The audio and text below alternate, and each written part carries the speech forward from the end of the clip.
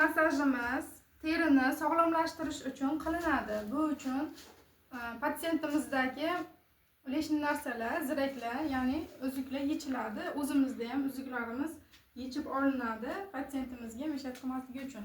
Bodom yog'ida qilamiz. Bodom yog'i bu ajinlarga yaxshi kurashib, terini yoshartirish xususiyatiga ega.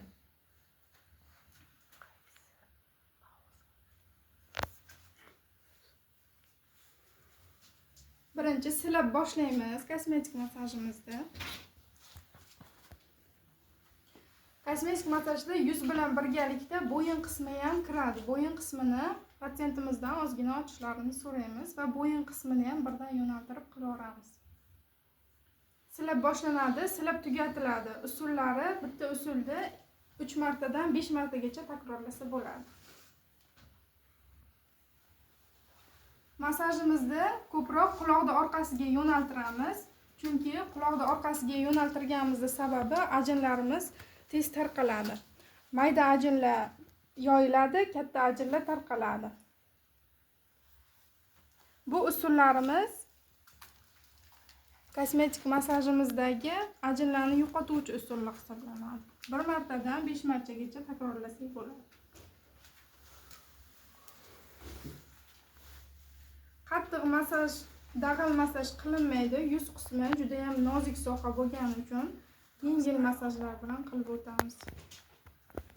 Tochkalarini bosib qo'yamiz. Yuzdagi, qoshdagi tochkalarni ham bosib qo'ysak, bemorimizni tinchlantiradi va yana massajimiz yaxshi bo'lishini ta'minlaydi. Dahan qismidagi baqbaqalarni ham mana shunaqa holatda tarqatib olsak bo'ladi.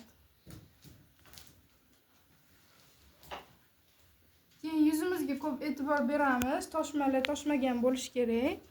Agar toshmalar toshib, yaralari bo'lsa, bu bemorimizni yaxshi bo'lguncha massaj qilmasdan turamiz.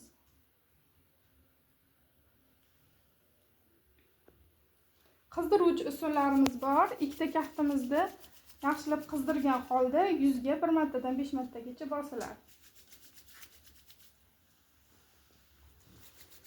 Bo'yin qismiga ham xuddi shunaqa qilib qizdirib bosiladi. Silab boshlaganimizda xuddi silab tugatamiz.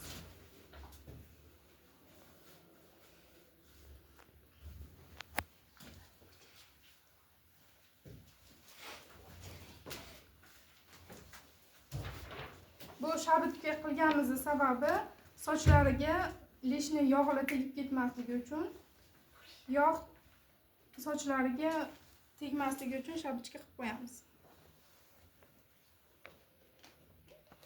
E'tiboringiz uchun rahmat.